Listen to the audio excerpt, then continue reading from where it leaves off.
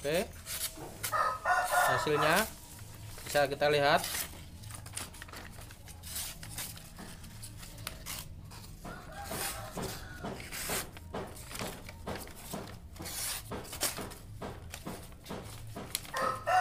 Bisa kalau kertas.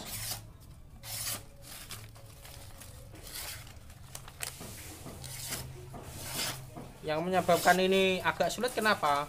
Karena di bilah ini tidak lurus.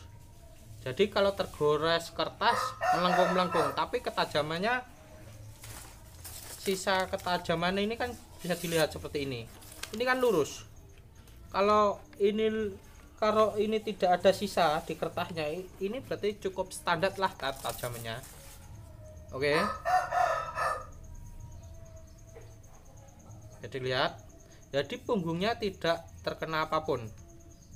Lalu jika kalian bertanya bagaimana cara menghilangkan kotoran pada punggung bilah seperti ini, apakah diasah? Saya itu salah. Kalau mau mengikuti video saya berikutnya akan saya ajarkan, maksudnya saya beri tutorial tentang membersihkan bilah-bilah seperti ini, seperti baru lagi. Oke, untuk membersihkan waktu kita lanjutkan tutorial kita. Bilah yang kedua, bilah untuk raut. Bilah untuk raut ini lurus, ini kan menipis ke samping. Bisa dilihat. Gunanya untuk apa kok dibuat seperti ini?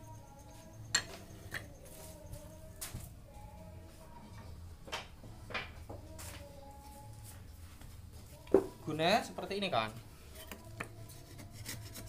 Kalau yang Jawa menyebutnya sisik-sisik. Kalau ini dibuat simetris seperti bacokan ini sulit, ya kan? Tapi kalau dibuat yang sampingnya lurus dan yang sampingnya ini miring, dia mudah. Lalu apakah cara mengasahnya sama seperti yang pertama episode dapur tadi? Cara mengasahnya berbeda. Apa bedanya? Bedanya yang diasah hanya yang miring saja. Yang sini tidak usah diasah. Biarkan di sini tetap lurus. Ini bisa kita jumpai sama dengan mata bilahnya atau tatah seperti ini. Kalau tatah yang satunya miring, yang satunya pasti lurus. Yang lurus ini tidak boleh kena asah. Nanti kalau kena asah dia akan sama miring dua sisinya. Kalau bilah yang seperti ini yang cocok untuk batunya yang bagaimana? Yang seperti ini agak kasar. Kita raba ini agak kasar teman-teman.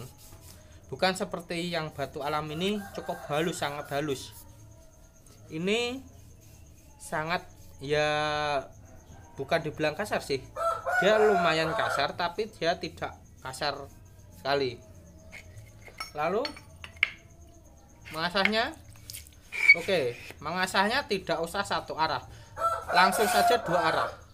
Jadi dilihat ini memang saya berikan kotor biar tahu mana yang kena asah dan mana yang tidak terkena asah. Langsung dua arah.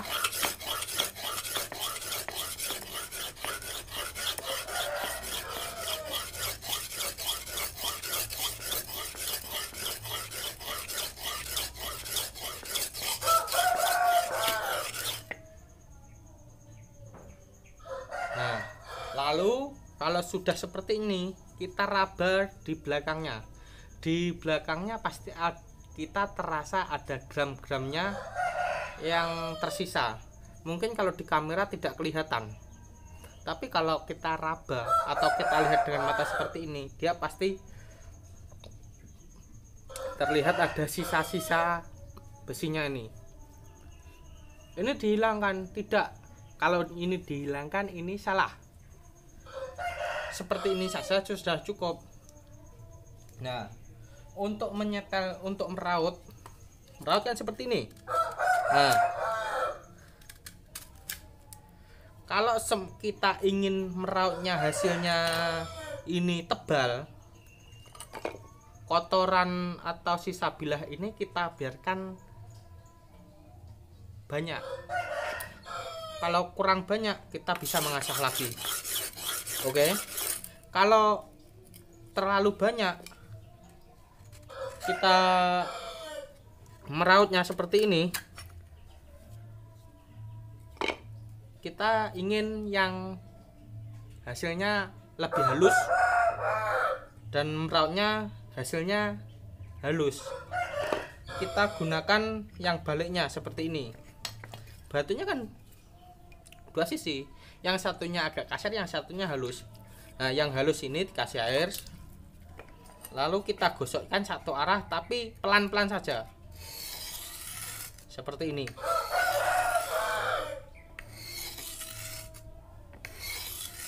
Nah, kita coba. Nah,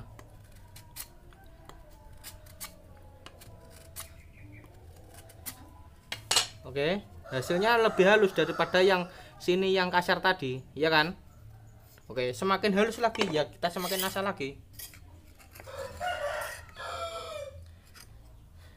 Jadi kalau untuk yang sisi baliknya ini jangan ditekan mengasahnya.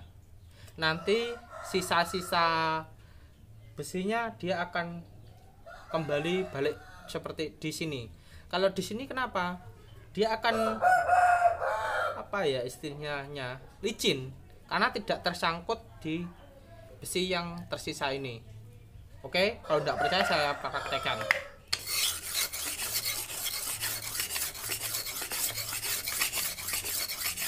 Oke, di sini kan tidak ada. Yang ada yang sini. Kalau untuk meraut pasti dia akan licin dan tidak menyangkut di kayu. Oke. Lanjut. Kita mengasah bilah untuk tebas. Bilah untuk tebas dua sisinya sama. Lalu bagaimana triknya atau teorinya? Kita lihat apa yang mau dibacok dulu. Seumpama kita akan menebang pohon, contoh pohon kayu sono yang agak keras. Kalau kita buat mata bilahnya ini tipis, pasti dia akan rompal. Lalu bagaimana triknya agar tidak rompal? Triknya agar biar tidak rompal, kita membuat mata bilahnya ini kecil, sekitar setengah mili atau 1 mili di ujungnya.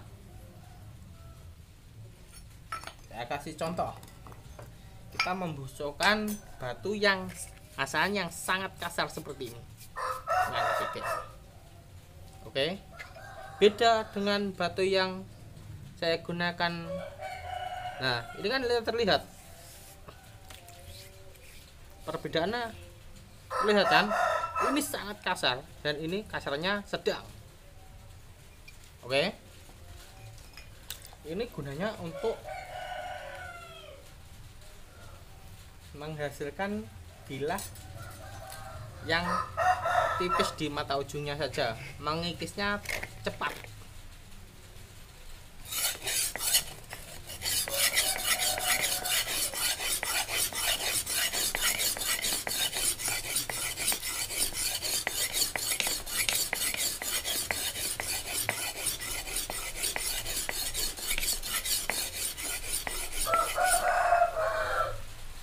Seperti ini. Jadi ini kecil saja baliknya.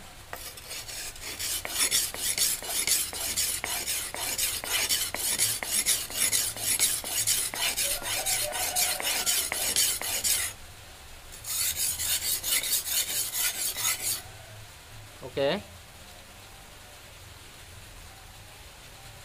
Segini saja sudah cukup. Lalu kita buktikan untuk membacok.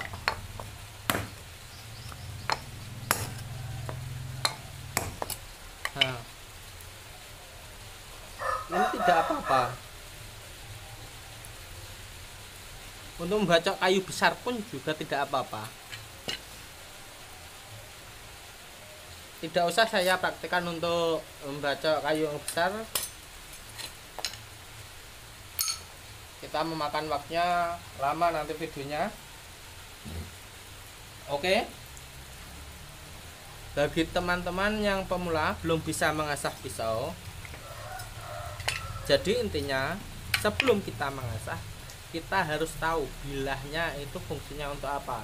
Yang kedua, medianya seperti apa, kita harus tahu itu dulu. Terus fungsi-fungsi untuk membacok kayu pun kita harus tahu. Oh, kalau kayu sono ini keras dan kayu yang lain, contoh kayu pinus itu agak lunak. Jadi kita tidak usah mengasah pisau itu dari belakang pisau. Jadi itulah trik-trik mengasah saya untuk kali ini bagi pemula. Ada kurang lebihnya, saya minta maaf, dan ada tutur kata yang salah, saya mohon maaf, maklum, saya hanya orang desa, belum lancar berbicara bahasa Indonesia dengan baik dan benar. Adapun kesalahan saya mohon maaf. Sekali lagi teman-teman, untuk kritik dan sarannya saya tunggu komentarnya di bawah video ini. Sekian. Assalamualaikum warahmatullahi wabarakatuh.